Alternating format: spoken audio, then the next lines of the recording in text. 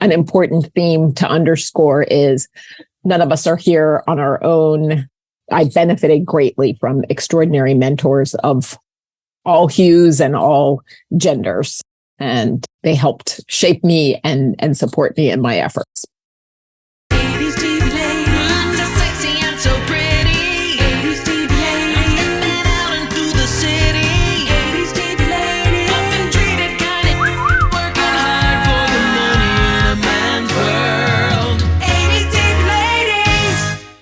Welcome to 80s TV Ladies with your fabulous hosts, Sharon Johnson and Susan Lambert-Haddam.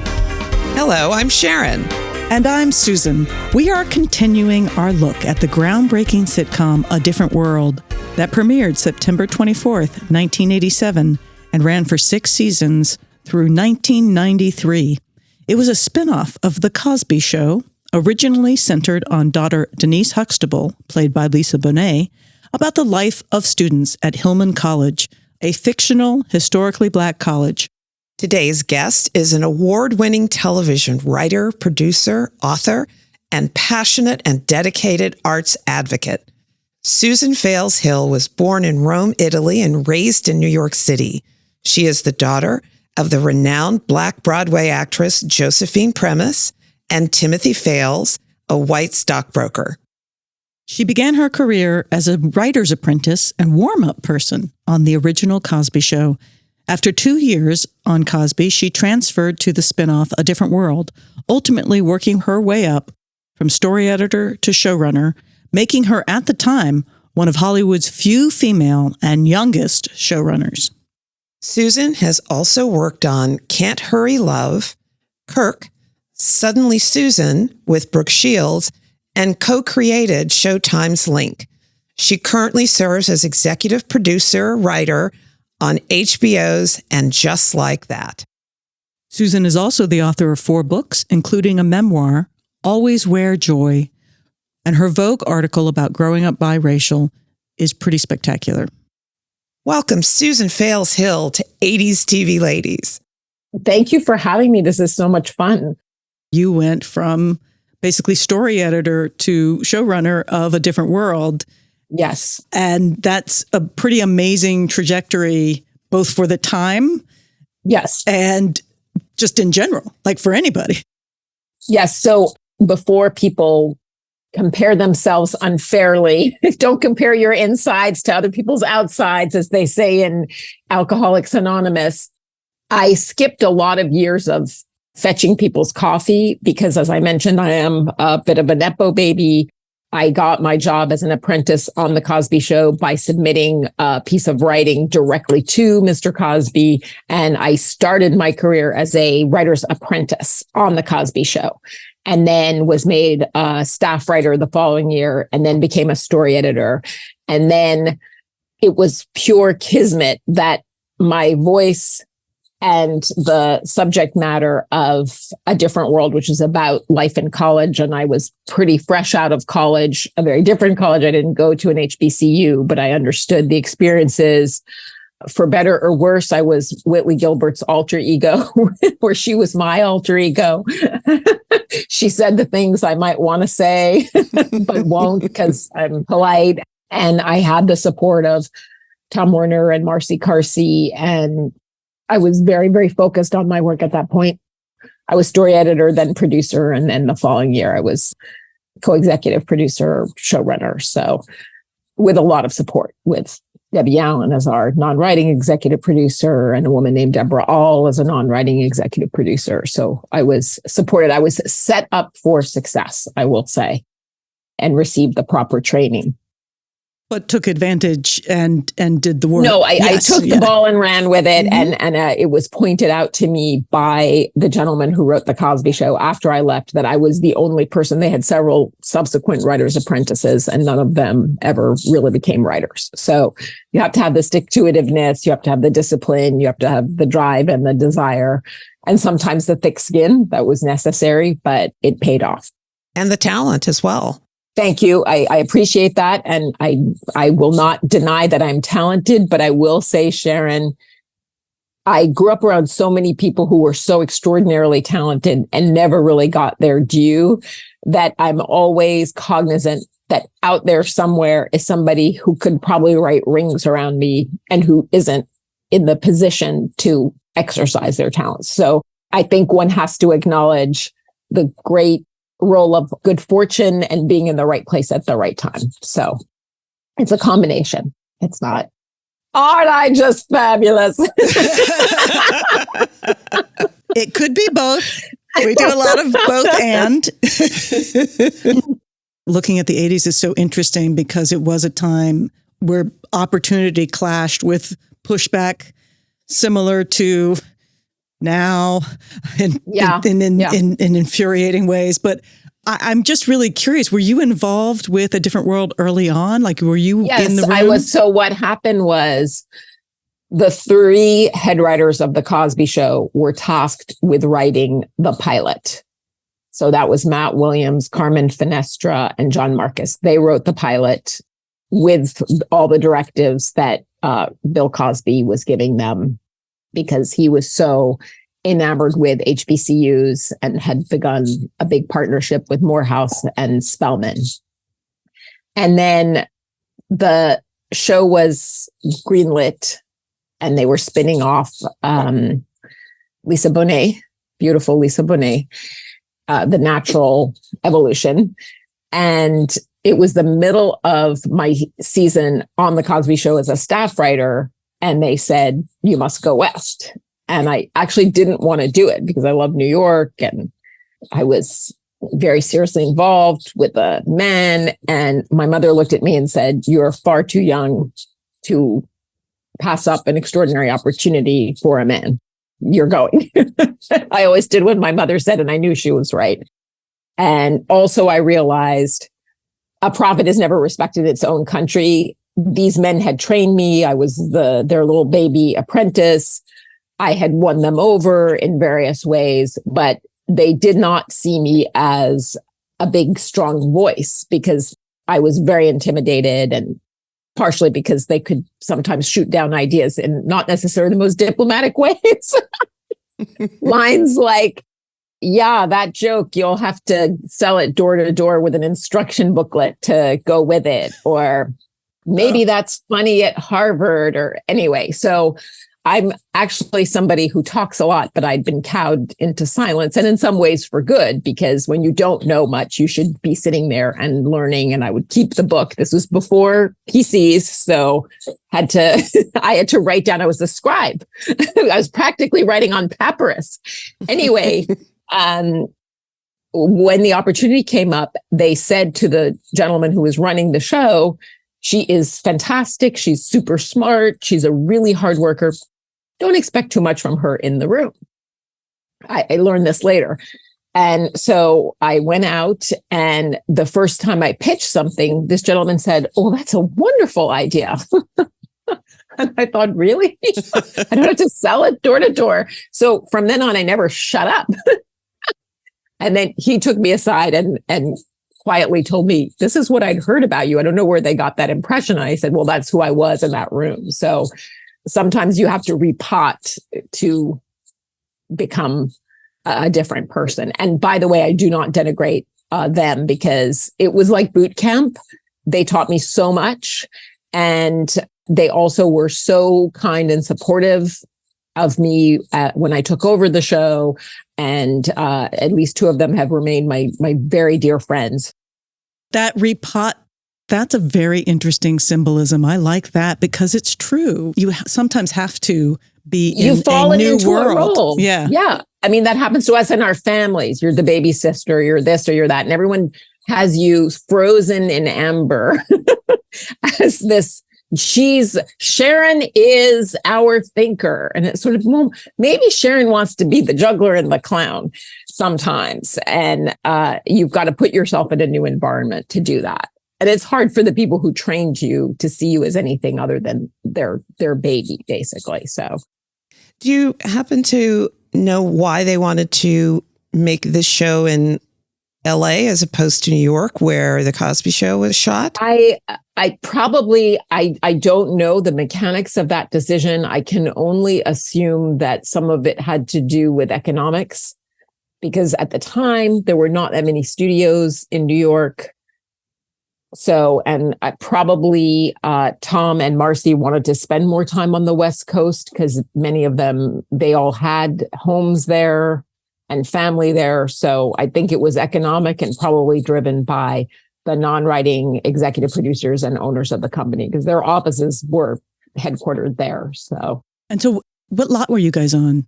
We were on CBS MTM, and I had to return there a couple of years ago when I was doing 20s. And they require now identification. And I hadn't brought my ID with me. I had a photo of it. And this young guard who was young enough to be my son said, "No, I can't let you on with that." And I went to say, "Look, I built this lot. You wouldn't have a job. What do you mean I can't come on to this lot? This was my home for 18 hours a day for 7 years." Anyway. But yes, CBS MTM, which it's mushroomed a bit, but it was a small lot, and Roseanne was also done. It was very much dominated by the Carsey Werner company. It's my favorite lot because it's a great lot. So cute. Like it's really is. Cute, and it's intimate, and you don't feel like you're on this huge campus where you're dwarfed by the other things that are going on. The CBS Radford lot? Is that the one? Okay. Mm-hmm. Yeah. Okay. Exactly. Now, was A Different World originally? So it was Lisa+bonet was the center of it, who was Denise, the daughter.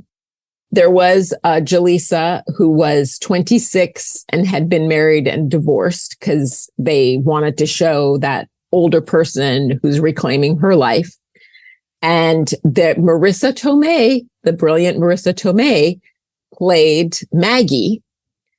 Now, the straitjacket in which we found ourselves was part of the formula on the Cosby Show was to never really mention race overtly. And I think that was wise. And one of the reasons everyone related to the show, whatever their ethnicity was, it was never overtly stated, which works very much in a family context. You're not walking around all day long saying, "As you know, we are African American." Of course, you talk about your history, which they did. They had them all watching the "I Have a Dream" speech. They actually did an episode where they went to church. They had the artwork all around. I mean, Black culture was very alive in the show, but they never had racial discussions. On a college campus, even then, it was all about identity. So to have this white girl there with no explanation, and there are actually Caucasians who choose to go to HBCUs, as we were told very indignantly by a lot of the students at HBCUs that we would talk to for our research, sometimes they're there to kind of correct their ignorance and because they feel like they've never been around people of color and they want to be there, but they all have a specific reason for being there. And we were never allowed to discuss why. Then when she went to date somebody, the network wanted us to hire a white person. She was indignant because she felt I would be dating a Black fellow, and they just didn't want what would have been backlash at that point. And it was really doing no good service to this extraordinary actress. So for the second season, that character was let go along with the Denise character because Lisa+bonet was pregnant and married to Lenny Kravitz.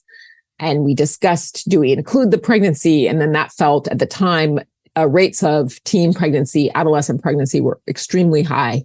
And we felt this is not a message that you want to send. And how do we have fun with her in college if she's pregnant and by whom? And it was just too messy. And she wanted to go back to the Cosby Show anyway. So we lost those two characters. And then the very next year, Marissa+tomei won the Oscar.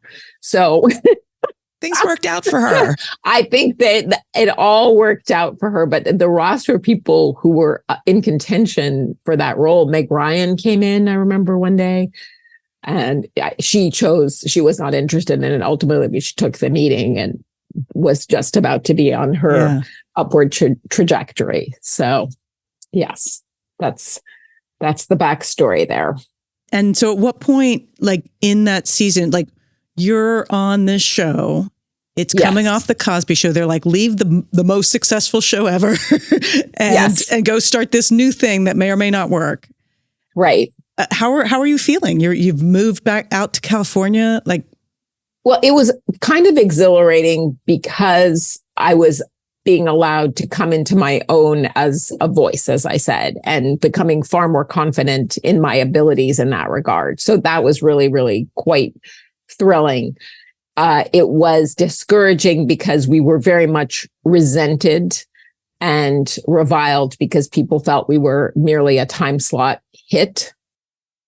Creatively, it was a blast because I loved college, and to be able to capture some of those experiences was fun. I also adored being able to portray such a range of African-American experiences and people. That was beyond thrilling. To have Princess Whitley, we don't see a lot of Black bourgeois princesses, and they're a reality. So it was exhausting. And that first year was turbulent because the initial head writer was asked to leave. And then, God rest her soul, Ann Beatts was brought in. And she had absolutely no sensitivity to racial issues whatsoever. And we had a very strange cavalcade of people she brought into the room. It was insane. And then she left, and Debbie+allen was brought in. And Thad Mumford, God rest his soul, became our head writer. I think it's actually to be noted that Ann Beatts, who was, for all of her, what should I say, oddities, I had a good relationship with her, and we had a really beautiful, honest conversation years later about what was good and what was bad in what she had done. And she was very open and received it all. But it's very telling that this gifted woman who was a pioneer in TV, she created Square Pegs. She was one of the few women writers on Saturday Night Live. I mean, talk about a real pioneer who made it before women were really in those rooms. And it was just a bloodbath to be a woman in those rooms. It's no accident that she passed away before her time, really, and leaving behind a daughter. And Thad Mumford, who was one of the first African-American writer-producers, he worked on MASH and ALF and a bunch of other things, a very distinguished person, that he also passed away early. And there are other African-American writers, Judy Ann Mason and Unetta Boone. And that's just a part of the roll call of people who I think were so marginalized by the business and went through such complete extremes of feast and famine, more so than their white counterparts at that time, that it took an extraordinary toll on their mental and their physical health. And so that's also something, not to be depressing, we'll get off this topic in a minute. It's like, wow, an afternoon of depression with Susan Fales-Hill. But I know, I think it's important to call these names and to acknowledge again how much more difficult it was for the Unettas and for the Ann Beatses back then. And these women and in the case of Thad, men really paved the way and made it a better universe for the rest of us. Yeah, there's no question. But if not for them, things would not have moved forward. So exactly. It's sad that it cost them as much as it did, but nevertheless, without them, we're not. Some of the things we've seen don't exist. So absolutely, and they all had their own individual stories and health issues, etc., that predated their careers. However, I think the kind of exclusion and marginalization that they all suffered contributed greatly to their early deaths, in my opinion. Yeah, we know that has an impact when you are constantly in that source of stress, and I have to protect myself and I have to move forward. I certainly felt it in the 80s and even 90s when I was starting out. And because you're like, I have to be careful and somebody's going to come down on me hard. No, because people are gunning for you or telling you to your face, you don't belong here and you never will, or completely denying you work based on your genitalia or your melanin. And it's very debilitating. So there was something you said earlier about the feeling that A Different World was a time slot success. Can you expand on that a little bit? Well, obviously we had the dream time slot because we were right after the Cosby Show, the highest rated show in the nation and possibly in the history of television. Mm-hmm. And so, and certainly Mr. Cosby had earned the right to have his spinoff placed right afterwards. But we were not respected at all while we were on the air as a show doing intelligent work. And I will grant you that the first season was our least intelligent. And I contributed to that lack of intelligence with my fabulous episode, Porky de Bergerac, which was about everyone running around in pig noses. And I honestly, I've never done a drug in my life. So it would make me blush to read this script. But at any rate, certainly from the second season on, we really challenged ourselves to take on the issues of the time. And there was always an intellectual integrity to the show. And we never got the credit for being smart. And I think that's where I do see the role of race, quite frankly, because people would speak of Friends as such a smart show. And I thought, last time I checked, they're not talking about the Amistad. They're not doing shows about date rape. They're not doing shows about the end of apartheid in South Africa. There were so many things that we were touching on that really cut to the core of international events and who we are as a country and our history and our references. I mean, we had to battle the network sometimes. We opened one show with a discussion about the Amistad, and the first note was, can't Whitley and Dwayne just be flirting? And we said, no, they're on a college campus. And yes, sometimes they flirt and carry on, but at other points, they're going to be having actual discussions. And where else is this discussion going to happen? So for the entire time we were on, no one acknowledged, other than we were nominated for a Peabody, which is a very prestigious award for our Mammy episode. We did get a Nancy Susan Reynolds Award from Planned Parenthood for our AIDS episode. So there were organizations that recognized us, and the public certainly was very appreciative. But critically and within the industry, there was this perception of it's those Black people doing silly things. I don't know why I'm surprised, but I am, because this is not the first, nor has it been the last show that has been a spinoff of another successful show. It happens all the time. I know, but I do think there was a great resentment of its source. And there's just no question that race played a role in the resentment. And certainly race played a role in the complete ignoring of the content and the quality of the content and the dismissal of it as, oh, it's just another one of those urban shows. And I was very gratified. I think it was in 2005. There's a woman named Emily Nussbaum who writes for The New Yorker. And she wrote this absolutely glowing reappraisal of the show in The New Yorker.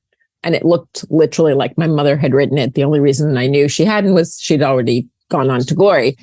And acknowledging the intellectual substance and the provocative social commentary. We did a show about the elections, and it was based on a nightmare, and the men were all the first gentlemen and the women were all the candidates, and it still holds up today. So it was really gratifying to see.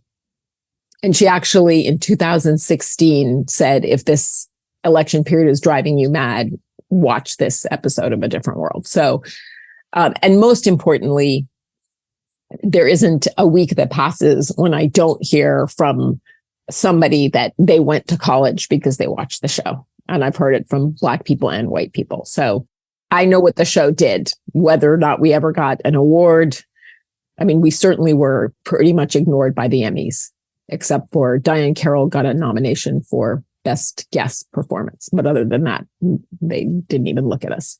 But such incredible talent, like, you, Debbie+allen, but also like just those youngs, the Jasmine+guy and Jasmine. And who else had actors who could sing, dance? I mean, these women were all triple threats.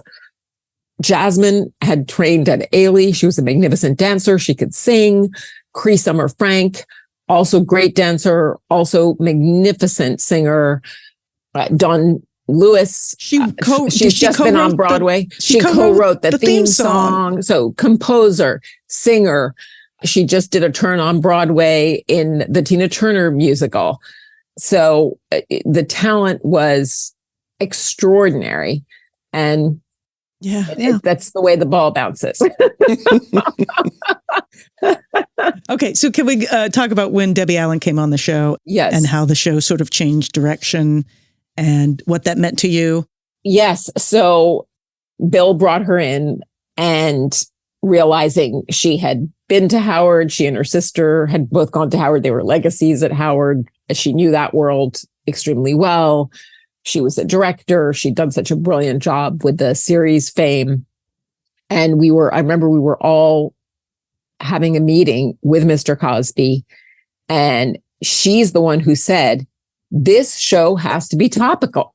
These kids are in college. They got to be talking about what's going on in the world. Otherwise, why are we doing this? And Mr. Cosby said, you're right. And I almost fell off my chair because that had not been the way. But I think he recognized it's not working. And also hearing this coming from an eminence like Debbie and someone who knew that world so intimately, he agreed. So it was a great partnership because she would bounce ideas off of us, and she has a very good eye for comedy, and it was a very symbiotic relationship. And she also gave a lot of dignity and cohesion to the cast who had not necessarily been embraced by prior leadership. And a lot of writers are very cruel to actors, which always horrified me, having grown up around a lot of actors, but they would say denigrating things behind their backs, and they're just stupid, and just tell them to say it as written. And she, having been an actor herself and still being an actor and coming from the world of theater, gave them all of this freedom to imagine their characters' backstories and really work on why they were saying what they were saying. And of course, it was so much fun to be able to include elements of dance and performance because we had our own built-in choreographers. So I love dance. And I remember writing one episode where Whitley does something with Alvin Ailey, and that she could absolutely recreate the Wade in the Water sequence of Revelations right there on stage. It was just magical. That's amazing. And that the talent, just the kind of from guest star to your regulars, so incredible. And the age range too. I love that you brought in existing legends like Diahann+carroll and Patti LaBelle. So what was that? And was that you by that point? So Diahann+carroll I'm going to own it. That was me, because she was my mother's best friend, and my mother's Josephine Premice, and she played Dean Abernathy, whom you may remember. At any rate, we had decided we wanted to meet Whitley's mother, and we decided we wanted Diahann. And Debbie said, child, you're close to her, go see her. So I literally drove up the hill to Truesdale and said, you have to come and do this. And she had very mixed feelings about TV, because she always felt like TV is not an artistic opportunity, as she said. It's an opportunity to make money. But I said, it's actually really important that you do this, and this will expose you to a whole new audience and generation, some of whom may not have seen your prior work, and you'll bring so much to the show, and I promise you're going to have a good time. And one of the most moving moments for us on the show was when she came and did it. And of course, she had a ball. She loved all those kids. And she got a Jeroboam of champagne and she gathered them at the end of her first episode. And she said, when I was making Julia, I was the only person of color on the lot. And it was very lonely. It was very debilitating. And she said, now all of you are driving on your lot in your lovely, beautiful cars and walking around here like you own it. And you have a Black director, executive producer, a Black writer, showrunner, Black people in the writing staff, Black crew members. And it wasn't always like this. And I want you to understand the world that you're inhabiting in this moment. And none of them ever forgot it. They still talk about it. And again, it's back to why this podcast, not to say, I walked through the snow. You've never walked through the snow, and make people feel guilty and like they're overprivileged, but more to say, we have to look back, not in anger, but in amazement and in hope over how much had changed for her. A generation before, it had been a completely different experience. So it was just a joy. And having grown up around her and my mother, obviously, and Lena Horne, to actually be able to write for these women and work with them, and also have everyone else. Because in the case of Diahann, nobody knew Diahann's naughty. Everyone thought of her as just this beautiful, over glamorous ice queen. They had no idea how funny she was and what a team player and how game she was. So to have someone I love work with all of these people I was working with daily was just beyond joyous. The Thanksgiving episode with her and Patti LaBelle. I wrote that one. So funny. Oh my gosh. No, and they had such a good time. And Diahann ad-libbed, there will be no oysters and Black people stuffing today. I mean, they were, the two of them just, they had a ball.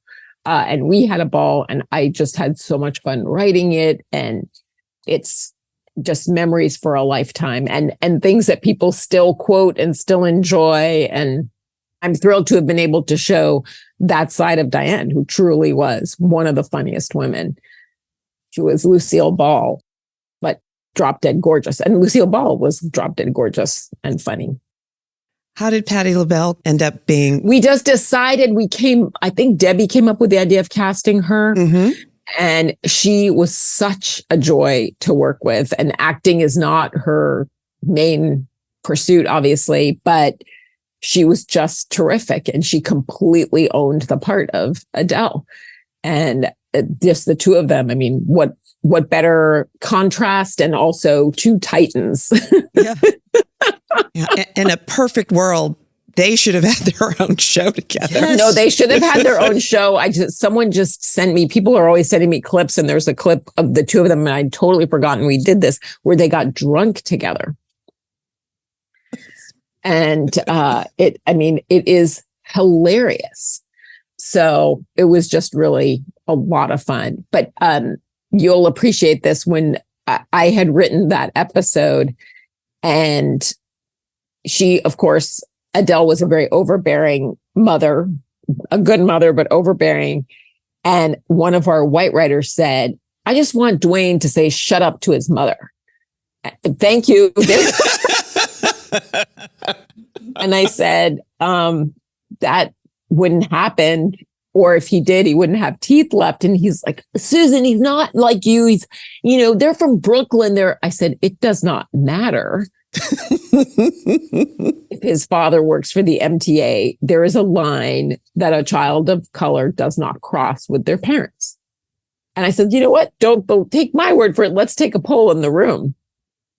And there was only one person of color who had said, shut up to their mother, and their mother was white. So I rest my case. There will be no Dwayne saying, shut up to Adele. It just doesn't happen. That's amazing.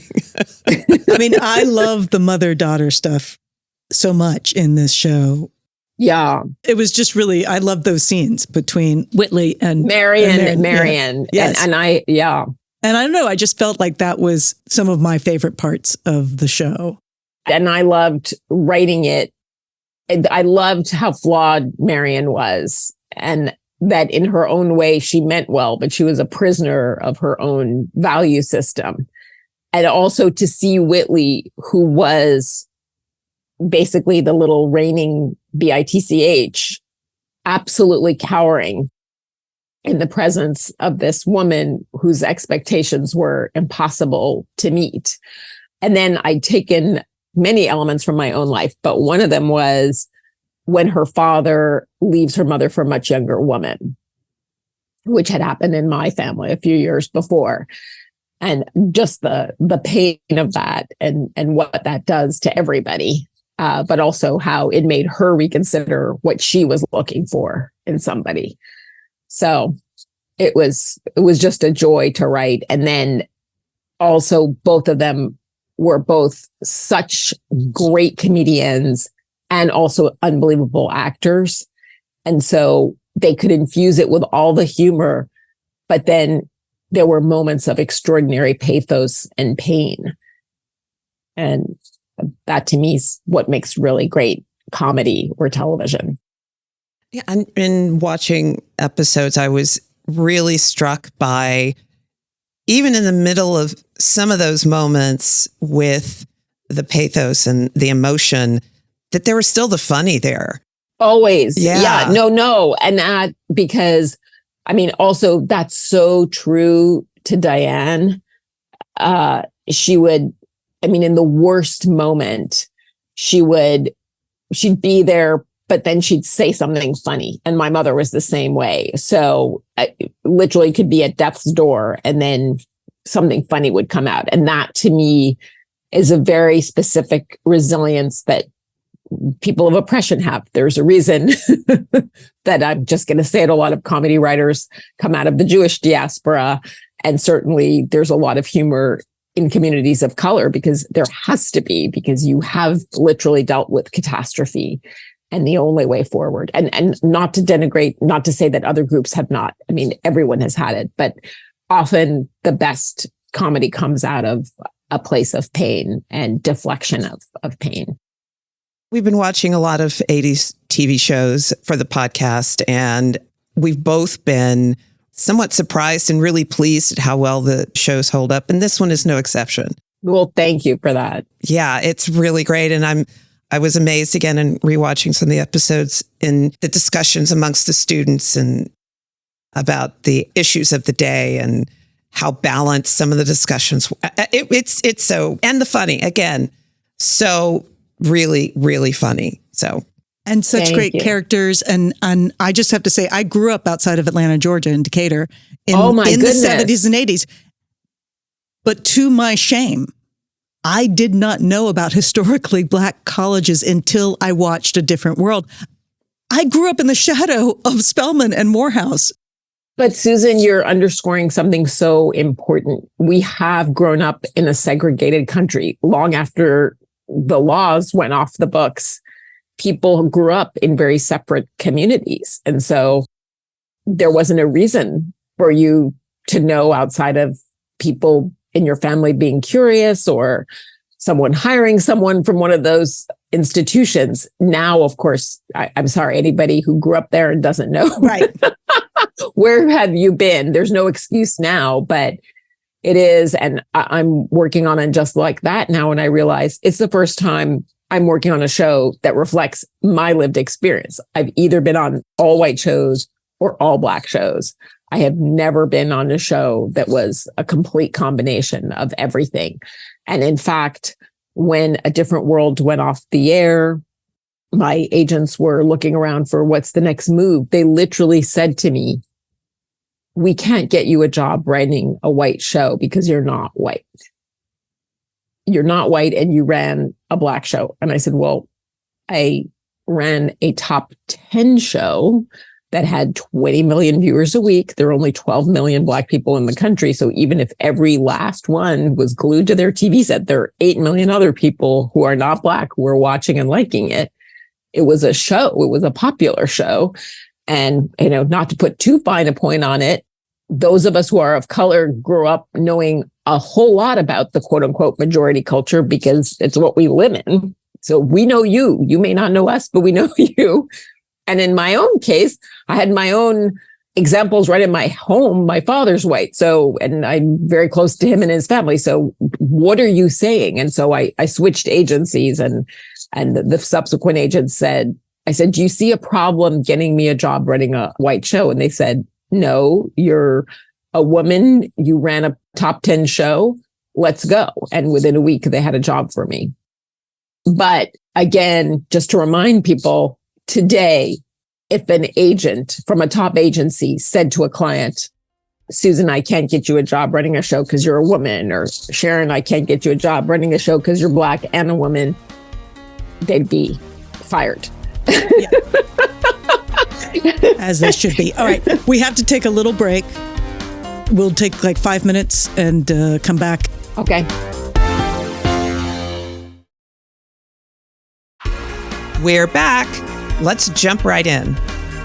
Okay, but back to A Different World comedy. And you and comedy, but also changing the world. I do want to talk about having your mom on the show and what that meant for you and your relationship with your mom and who she was. Well, my mother was Josephine Premice, and she was also a triple threat. She began her career as a dancer, and her first performance was at Carnegie Hall when she was 17 in front of the then First Lady, Eleanor Roosevelt, and her good friend, Mary McLeod Bethune. And then she went on to be a nightclub singer performing all over the world, and then began to do Broadway shows. She did the first straight play on Broadway. She was basically in the vanguard of all these big artistic movements. So innovations in dance, the explosion of Black female cabaret singers who became international sensations and sang in multiple languages. And she worked with Joseph Papp when he was starting to do non-traditional casting and doing Shakespeare in the Park.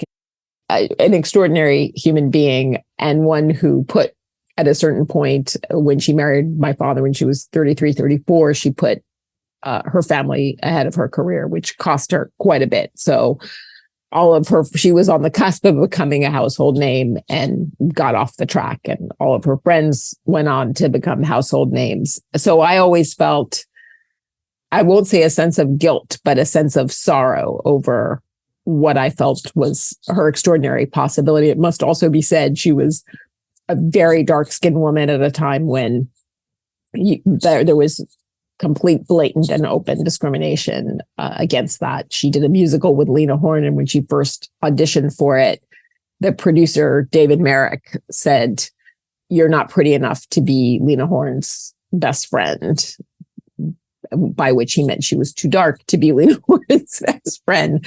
And she said, fine, you can audition every other actress in New York, and by the time you're done, I'll be the prettiest girl you've ever seen.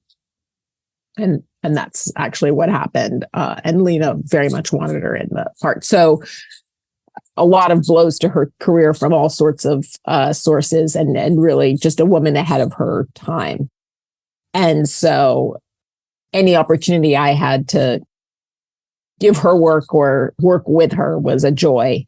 She also was not in good health by the time she came into the show. She had emphysema. So I knew we were on borrowed time at that point. So it was extraordinarily meaningful to have her there. And I think actually it was Debbie who said, we're going to cast her, because I was always careful about nepotism. And Debbie said, no, your mom has to come and do this. And the cast just loved her. And she was a very nurturing person and talked to everybody. And after she died, so many people said to me, your mother gave me a sense of myself. Your mother reminded me of who I could be. Your mother told me I was beautiful when I thought of myself as ugly. And so just this incredible spirit on the set. And then, of course, to have her interact with Diahann, who was her actual best friend and kind of her baby sister. Again, just these are the experiences no one can ever take away. I wish I could have done more of it, but it was, I feel so blessed that we had those opportunities. And she absolutely loved seeing the set. And of course, as a mother and someone who, she always used to say to me, you can be anything you want in this world, darling, but if you become an actress or a nun, I'll kill myself.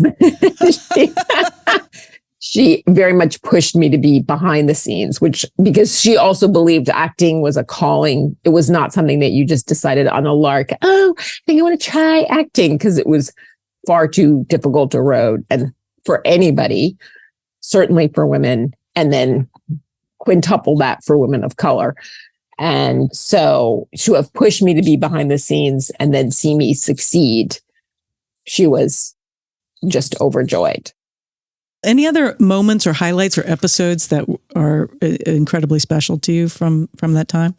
Well, so the Mammy episode, for lack of which I should explain quickly before people start writing you angry messages on X saying, why is this woman talking about mammies? In quotation marks, ladies and gentlemen.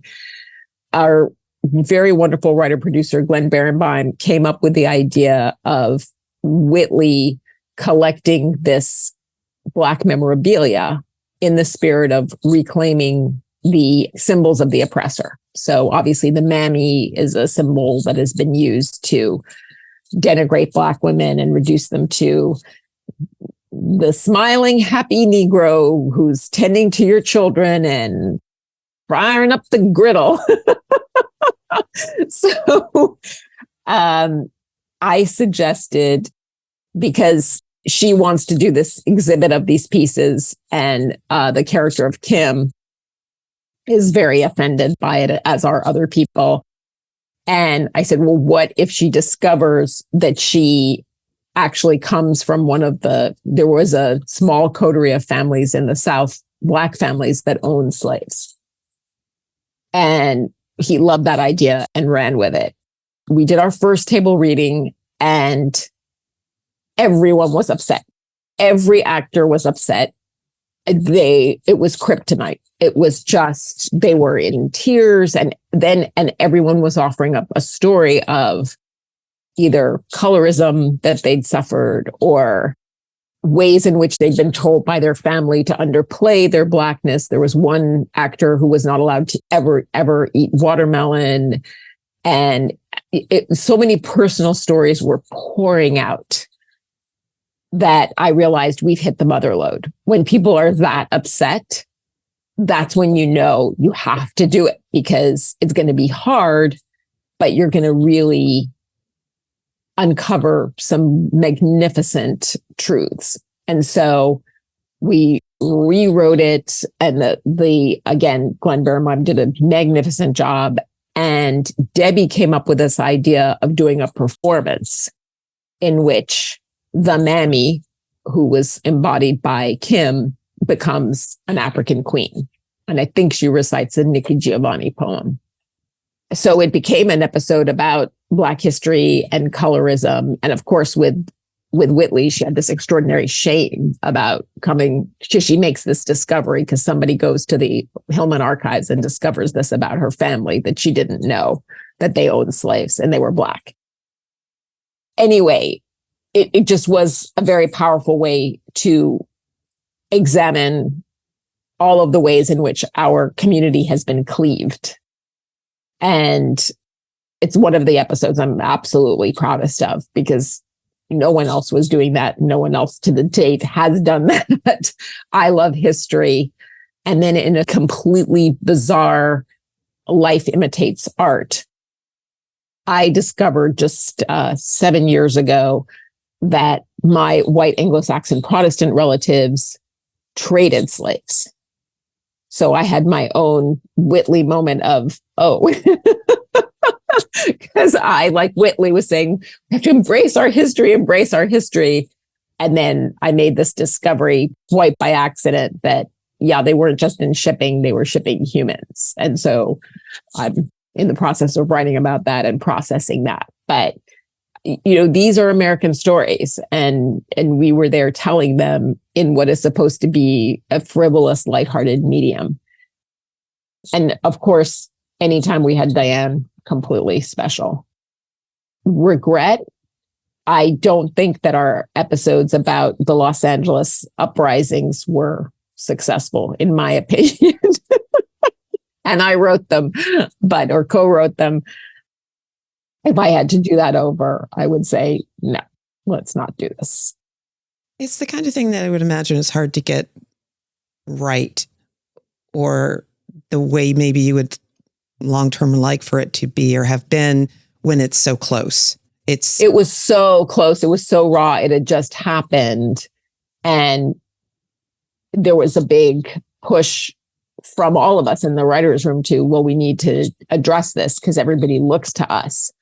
But in hindsight, I feel like we should have addressed it in a more tangential way, as opposed to trying to put Whitley in the middle of it. There was no way for it to, to me, those are my least favorite episodes, and others may disagree with me. And it's no denigration of anybody's work on it. Everyone brought their all in terms of acting and everything, but it just didn't. And that is when that signed our death warrant with the network. I was going to say, they were adamantly opposed to our doing them, which was why we dug in even more.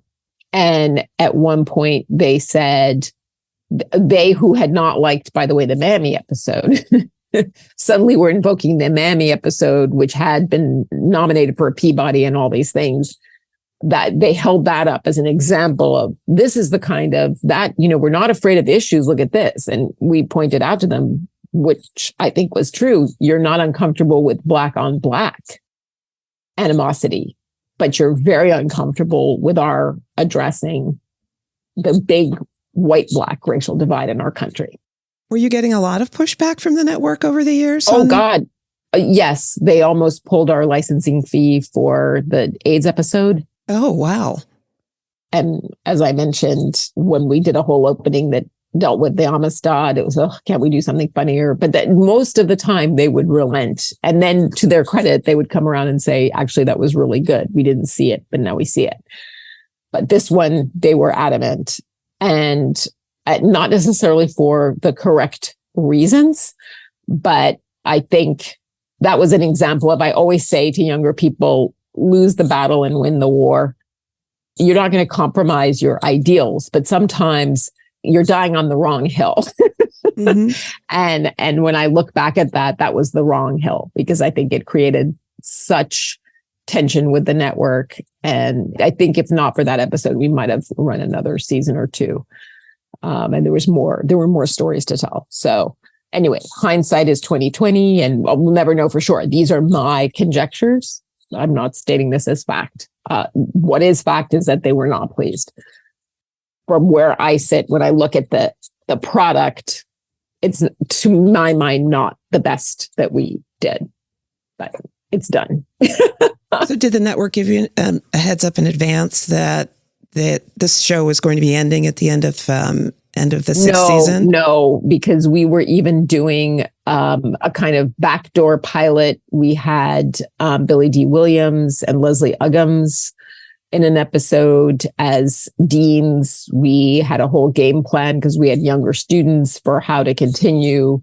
And we didn't find out, as I recall, till the very end. We thought it was still possible that we would return. And it's not just because of that episode, but I don't think that episode helped.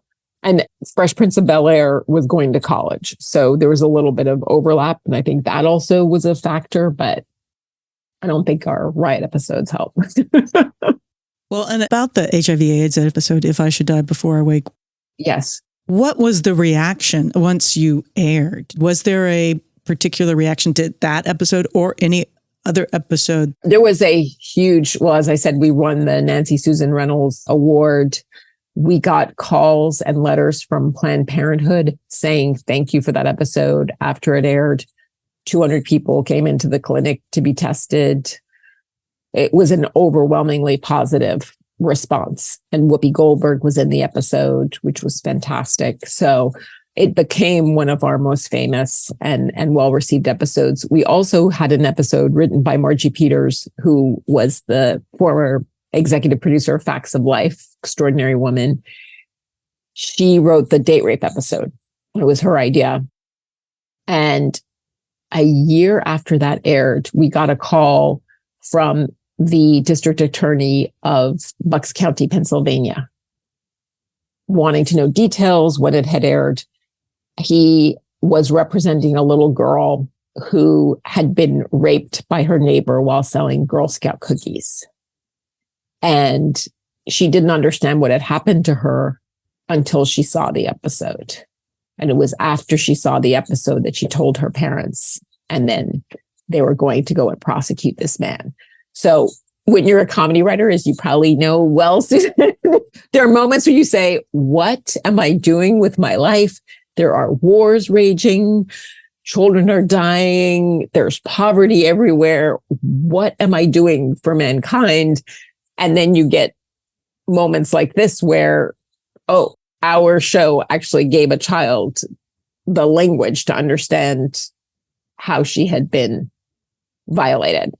And I do think the images that people saw on the show shifted the way they perceived people of color. I had a Caucasian woman approach me at a conference and say she'd grown up in a very liberal household and her parents were always telling her that Black people were their equals. She said, I don't have to have that conversation with my children because they watch this show and they aspire to be as smart as Dwayne and as smart as Whitley and as accomplished as these. And that, again, we live in de facto segregation, and for people to just, it's now scientifically proven by studies, seeing you can go to traffic school for 2 hours and have a Black female teacher, and it will shift how you see Black people in authority. So, or the potential for Black people being in authority. So that effect, I would call it the Cosby different world effect, is gratifying.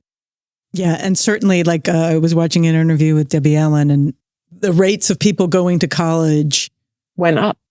Black and white went up after this show in significant ways. When we were being canceled, we got dozens of letters from public school teachers saying, you can't go off the air. I have a classroom full of kids who now understand that college is for them because they watched this show. So it's what Edward R. Murrow said, that television can be a force for good. It's a kind of a neutral medium, and it depends on what our intention is in terms of the ways we shift it and use it. About Sex and the City and what you're doing now. And so I'm very excited I'm an executive producer, writer this year. I joined last season. I was not involved in the first season. I joined last season as a writer and consulting producer. And strike's over. We're in the Zoom room and having a lot of fun with these delicious ladies. And again, it's delightful to write about the quote unquote unseen. I mean, I don't see a lot of women our age on the big screen and on television. As a wonderful line in the First Wives Club put it, you're either babe or district attorney. There are two ages for women in Hollywood. So it's exciting to be part of the movement that's saying, wait a minute, these women are interesting and attractive and have rich lives. And as I said earlier, it's incredibly exciting to represent the world as I knew it, which is very multicultural and where we are more united by what we have in common than we are divided by the differences of ethnicity. And of course, you come to the issues in your life with a slightly different approach, depending on your background, and that comes out. But women are women, and we face many of the same challenges. So it's a lot of fun. I feel like I'm able to play all the keys on my piano. And also, the last show I ran was 20s for Lena Waithe, which was a joy. But I literally had to do time travel because it was about women in their mid-20s. And I thought, Lena, I am so far out of that war. Don't want to go back. And the central character was a masculine presenting queer woman. So I said, sweetie, I'm smart, but this is not my lived experience. So I want to get this right. So filled the room. I was literally like the Nana of the room. Everybody else was. No one was named Susan. Let's just put it that way. I was the only Susan in the room. I think we can embrace Susan as like a benevolent Karen. Yes. It's that older person. The benevolent Susan. The benevolent Karen. I like that. May not always get it. Yep. That's right. A little out of step. Not calling for the manager, but Trying to figure it out. That's trying to figure it out. Just trying to get it all straight. Yes. My oldest was saying, because we're doing a thing tonight, and they were like, "You're not prepared." And I was like, "No, I'm not." And then they were making fun that I was going to take a while to be ready for our game tonight. And I was like, you know what? I want you to be on top of it when you're my age. Thank you very much. Stop with the shade and call me in 40 years if I'm still alive. I know, the nerve. This has been an extraordinary conversation. When we started this podcast, I think we were not expecting, or certainly not thinking, that it would go in the trajectory it has. And you are, like all of our other guests, this has been an extraordinary experience in speaking with you and learning more about your career. And we cannot thank you enough for agreeing to join us today. Thank you so much for having me and asking such great questions. Well, we're huge fans of these shows, but also of the people that made them and broke this ground. It was such a groundbreaking show, and it is so hard to explain that there was nothing there. Mm-hmm. No, that people don't realize. And then there was, but it was made by you and the people and that Yvette were doing it. And Debbie and Glenn Barenboim and Margie Peters and Thad Mumford. And so, yeah. And that groundbreaking is physically and emotionally exhausting, as you point I out. mean, I walked away from it at one point because in 2000, my mother was dying and I was gearing up to pitch stuff. And I literally felt like a hooker who was, getting ready for the next John, because it was sort of, you're trying to figure out what do they want, not what do I have to say. And I had just done a pilot script with Whoopi Goldberg that was for Jennifer Lewis, pre-Blackish Jennifer Lewis, but she was already a genius. Wow. And it was about a Black Broadway diva who'd fallen on hard times and became a decorator. And the network started lecturing us on what a Black diva was. And I thought, oh God, I've literally died and gone to hell. This is my punishment for all eternity. Are you kidding me? If this were a cop show, I'd take all your notes, but I have a PhD in this, guys. They couldn't see it. They couldn't hear it. Anyway, very, very interesting. So I was like, I'm done. I can't deal with this. And reality TV was on the rise. And so it was, I walk away. And anyway, it's nice to see the landscape has changed. And now they pull you back in. Exactly. I got pulled back in and realized, oh my God, while Rip Van Winkleina was napping, the whole universe changed. Yeah. I mean, I started writing books because I thought I can't say the things I want to say in this medium. So never going to happen. And that's not true anymore. So yeah, that's progress. Yes, indeed. And I'm just delighted we got to speak with you. So thank you very much. To speak with Have you. a great evening. Thanks. You too. Thank you. Bye.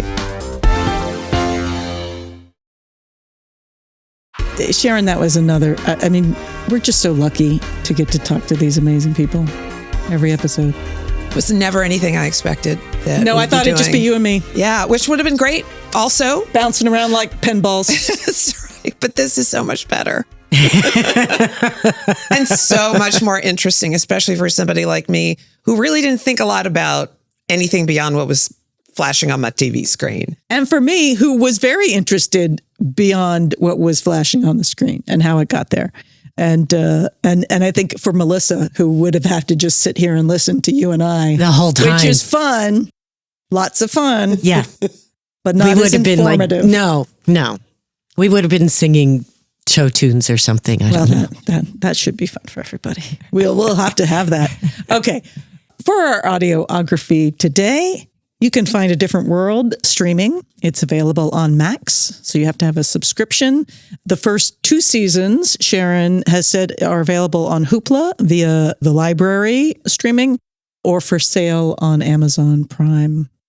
We definitely recommend that you watch the Thanksgiving episode of A Different World that we were discussing. It is so funny, and to get to see Diahann+carroll and Patti LaBelle together in this show is a treat you will be thanking us for later. It's called Faith, Hope, and Charity, and we will have a link in our description. And we'll also have a link to the Met Museum video of Susan talking about her life in the in-between. Please join us for our next episode.